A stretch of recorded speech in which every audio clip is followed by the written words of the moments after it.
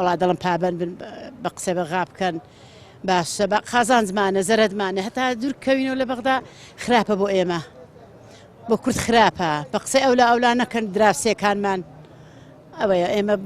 لەخوای بە زیاد بێ شتێک هەیە با لە خۆمان تێک نەدەین ئەمە زۆر گلەیم هەیە زۆر لە حکومەتی هەرێم زۆر بۆ خۆم زیندانی سیاسیم مەعاشەکەیان بڕیم کوڕم سەیدی ناوخۆیە 250,000 دەدەنێ وەک بۆ خودداگەلێ بۆ من و پیاوەکەم ماوینێتەوە بە تەمەنی بەخوا ئێستا لە دکتۆر بووم بەخوا یەک دکتۆری چاوم کرد و 200,000 دێ وەڵای غودەم هەیە عینەش هەموو نەخۆشیەکانم خڕبۆتەوە 250مان هەیە و چەند ماگە نەهاتووە بخوای سپاس ئەمن ئابام یعنی خەڵکێکی زۆر وایە نەک ئەمن باشی شم لە چاو خەڵک بەڵام بەخوای حاڵەکە ئاوای هەموو کەس وعزی خراپە زۆر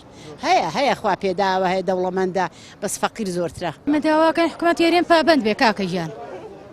ئەیوایە یان نا حکومەتی هەرێم ئەڵێ ماڵی خۆم بۆ خۆمی خەڵکیشە خۆم ئەی قەیناوە تا حکومەتی عێراقی ئەڵێ من معاشەکە ئەنێرم بۆ تەوزیعی ناکە ئەگەر ناردوێتی وایە یان نا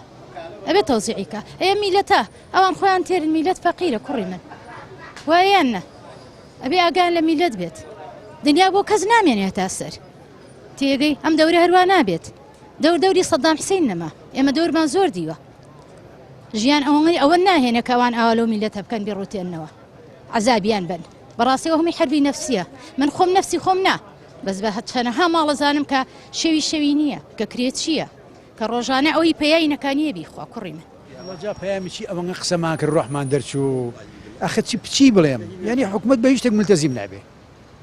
پارەکە زۆرە خۆشی نایەت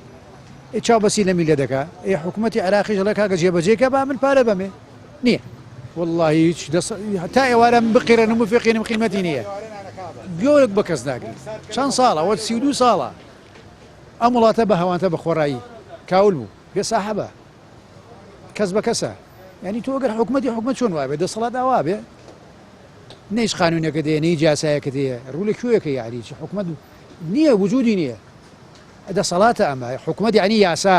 قانون هیچی نییە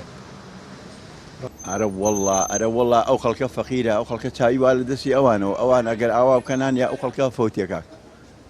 زۆر عیبە یان ئینسان ئەو هەموو زەلامە خۆیان بە ئینسان ئەزان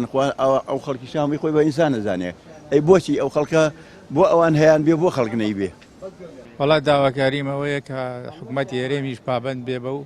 بڕیارانەی حکومەتی عێراق و هەردوو لا بە تەفاوم چونکە یەکلایەنە ئیشەکە ناچێ بەڕێوە دوولایەنەیە چونکە لە هەردوو لای مەسلاحەتی هەردوو لایتیە ئێمەش هەروەکو هاوڵاتێکی کوردستان پێویستمان خەڵکەکەشمان خەڵکێکی فەقیر و هەژار و وڵات داواکارم ئەوان پابەند بن بە بڕیارەکانی حکومەتی ناوەندەوە بۆچی بۆی ئەم کێشەیە نەمێنێ و ئەم کێشەیە چارەسەر بێت موسە لە کاتی خۆیان دابەش بکرێت بۆ پابەند بێت و تەواو هەرەوە پابەند بێت تەواو هەرەوە داواکاری ئێ پابەند بێ و مەعاش بنێرێ و وەزعی خەڵک باش بێ وەڵڵاهی من ئەڵێمە گەڕێکەوە شتێکی چاک